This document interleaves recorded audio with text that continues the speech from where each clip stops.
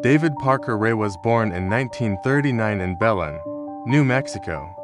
From a young age, he exhibited strange behaviors and an obsession with torture, influenced by sadomasochistic magazines he found hidden by his grandfather.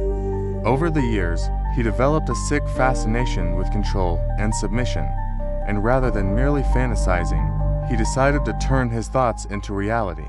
Ray spent months and years building his toy box, a modified trailer that became a true torture chamber. Equipped with chains, altered medical tools, electric shock devices, and even recorders for terrifying messages, the van was a walking nightmare. Ray lured his victims, mostly young women, with the help of accomplices, including his girlfriend Cindy Handy and even his own daughter, Glenda. Many of these women were prostitutes or individuals in vulnerable situations, whom he considered easy to make disappear. Once captured, the victims were taken to the trailer, where they were drugged and forced to listen to a disturbing recording. In this recording, with a cold, emotionless voice, Ray detailed the horrors they were about to endure. He referred to them as sex slaves and told them they were now part of a game he controlled. The victims were tortured in unimaginable ways, often with specially crafted objects designed to inflict pain while keeping them alive. After days or even weeks of torture, Ray used drugs with reversible amnesiac effects to erase the victims' memories. Some were released, while others disappeared forever, their bodies never found. He kept meticulous diaries, containing chilling details about each victim, describing their screams and reactions as if he were a scientist analyzing an experiment. It is estimated that he killed more than 60 women, but he never confessed the exact number.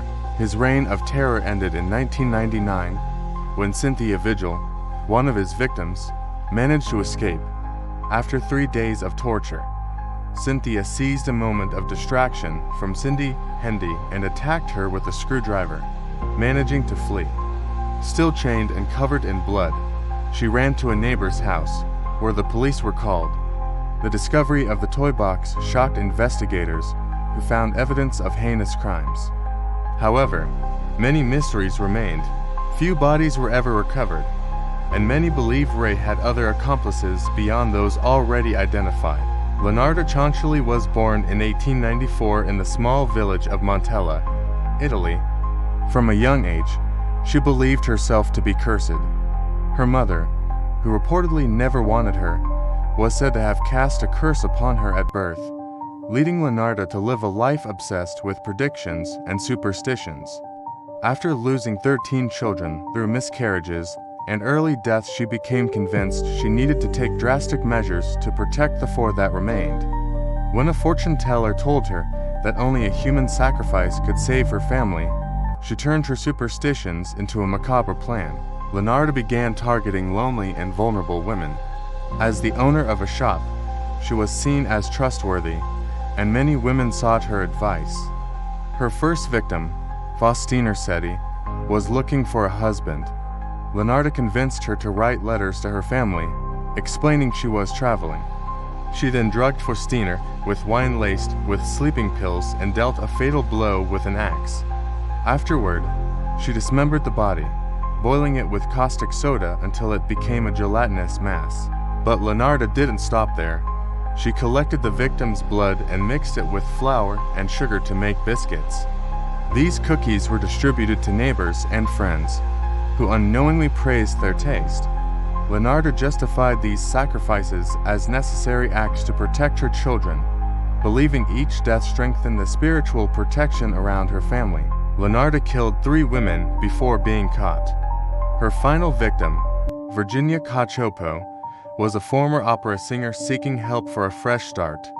When Virginia disappeared, her suspicious brother reported Leonarda to the police. During the investigation, pieces of Virginia's body were found in Leonarda's home, along with detailed records of her crimes. In court, Leonarda confessed with chilling composure, even joking about the quality of the soap she made from her victim's fat. She was sentenced to life in prison and died in an asylum in 1970. Dennis Rader seemed to embody the ideal image of an average American citizen. Married, a father of 2, and the president of his church congregation, He was a respected figure in the small town of Park City, Kansas. However, no one suspected that he was also the BTK Killer. Bind, torture, kill, one of the most ruthless and methodical murderers in U.S. history. Rader began his killing spree in 1974 when he broke into the Otero family home.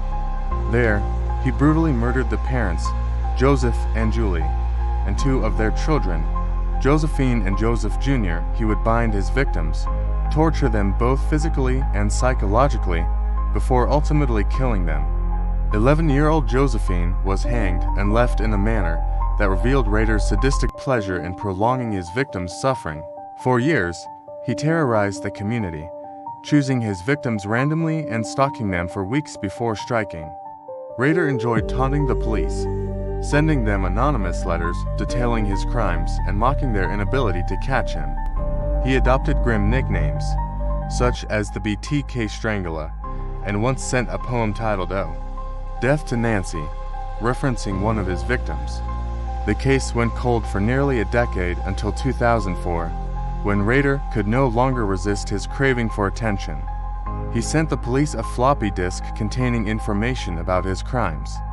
In a critical mistake, metadata from the disk revealed it had been edited at the church where Rader was president. He was arrested shortly afterward. The trial was a chilling spectacle. Rader recounted each murder with cold, methodical detail, showing no remorse. He referred to his victims as projects and seemed proud of his ability to plan and execute his crimes. Meanwhile, his family and community were left in shock, struggling to reconcile the kind, ordinary man they knew with the monster behind the murders. Sentenced to 10 consecutive life terms, Rader remains incarcerated to this day, a living reminder of how evil can hide behind the mask of normalcy.